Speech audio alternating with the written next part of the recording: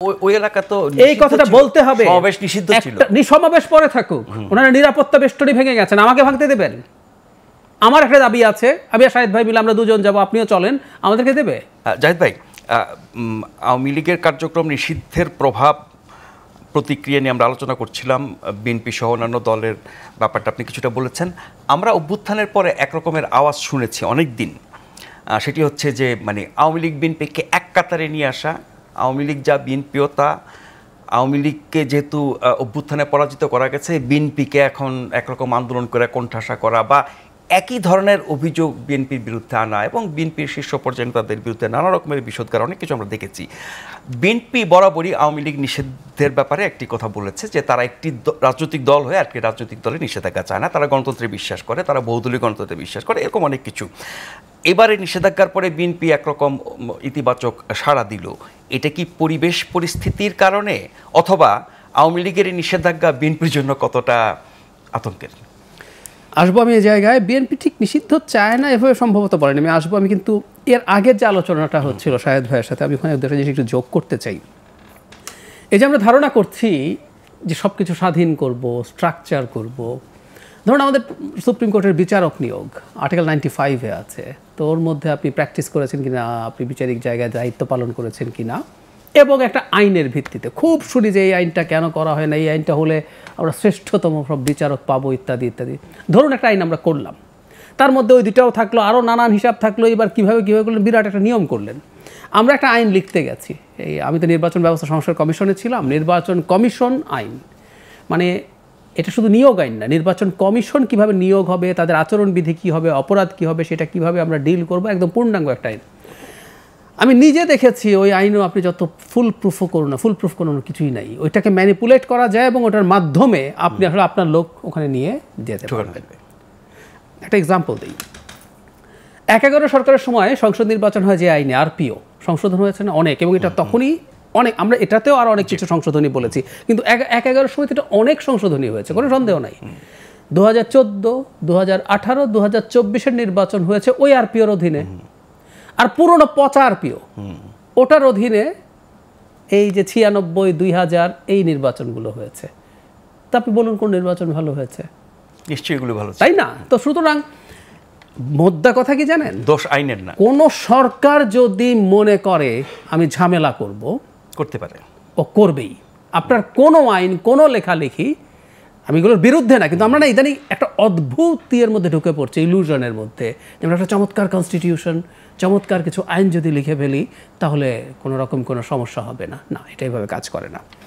এবার বিএনপির প্রসঙ্গে বলছি, সেটা হলো বিএনপি সম্ভবত বলেছে যে এক্সিকিউটিভ অর্ডারে কোনো দল নিষিদ্ধ করার তারা পক্ষে না, আবার একটু পলিটিক্যালি বলেছে তারা জনগণ চাইবে তাই করবে।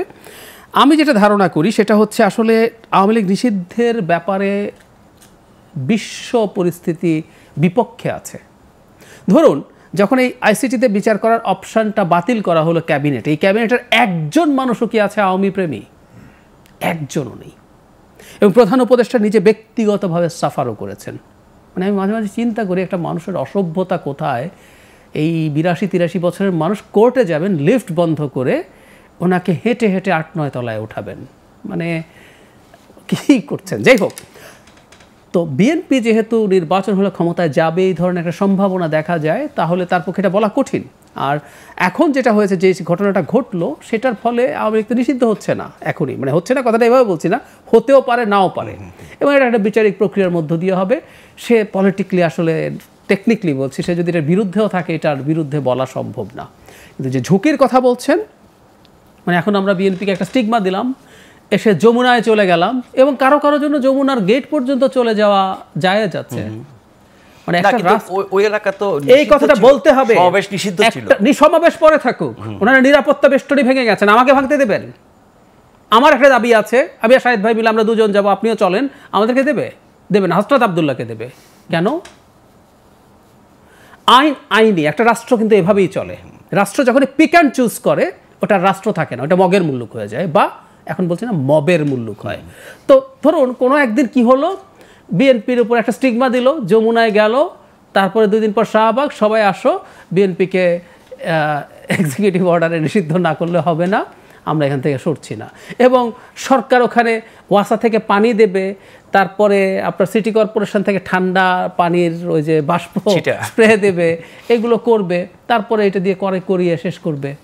এগুলো খুব বাজে প্রেসিডেন্ট। কিন্তু সরকারের সাথে এই আন্দোলনকারীদের যেই ঘটনা আপনি বললেন, তাতে মনে হয় যে আমরাই, আমার কাছে তাই মনে হয়, তাহলে কি এক রকমের বোঝাপড়ার মাধ্যমে? আমার তাই মনে হয় এই বোঝাপড়া থাকার সমূহ সম্ভাবনা আছে।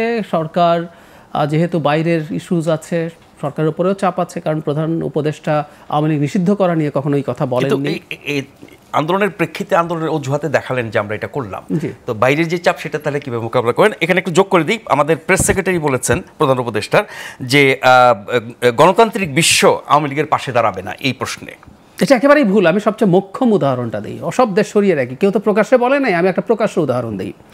শেখ হাসিনা এবং আওয়ামী লীগের সবচেয়ে বড় ডিজাস্টার কে করেছে? জাতিসংঘ।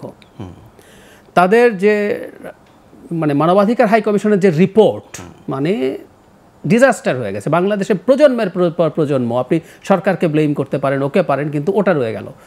সেই জাতিসংঘ বলছে আওয়ামী লীগকে নিষিদ্ধ করা যাবে না, প্রকাশ্যে। অন্যদের তো কেউ প্রকাশ্যে বলে নাই, প্রকাশ্যে বলেছে। মানে তার মানে জাতিসংঘ আওয়ামী লীগের প্রীতি তার নাই। অন্যান্য দেশও বলেছে, হ্যাঁ, মানে জাতিসংঘের কিন্তু আওয়ামী প্রীতি নাই। তারা ডকুমেন্ট করে দেখিয়ে দিয়েছে শেখ হাসিনা কিভাবে এই ম্যাসাকার নিজে লিড করেছেন, মনিটর করেছেন, এক্সিকিউট করেছেন নিজে, উইথ হার পার্টি। একদম মানে একেবারে প্রতিটা পাতায় পাতায় এই প্রমাণ আছে, ও তো বলছে না। সুতরাং আমি বলছি যে এই মতামত বাইরে ভিন্ন আছে, এবং আমি ধারণা করি ইলেকশনের আগে আরও অনেক কিছু ঘটবে। এটা ডিপেন্ড করবে আসলে কোন দিকের চাপটা বেশি হয়। আপাতত তারা যেহেতু নেমেছেন, তাদের একটা বিজয় দেওয়ানো গেল, এটা আবার যে উইথড্র করা যাবে না। ডক্টর ইউনূসের সরকার তো বাইরের পশ্চিমাদের অবস্থান, মতামতকে অনেক বেশি মূল্যায়ন করে, তাদের প্রিয় মানুষ। ফলে এই ব্যাপারে কি কোনো চাপটা, এটা চাপ যদি থাকে তাহলে পরে এটা উঠেও যেতে পারে, আর উঠতেও হবে কেন? আমি যদি এভাবে বলি সরাসরি, জামায়াত যখন শেখ হাসিনার পতনে নিষিদ্ধ দল না, জামায়াত কি সেনা প্রধান, রাষ্ট্রপতি সবার মিটিংয়ে যায় নাই? সবার আগে গেছে। সবার আগে কিভাবে গেছে একটা নিষিদ্ধ দল? 1 মাস পর তাদের নিষিদ্ধতা উঠেছে, গেছে তো।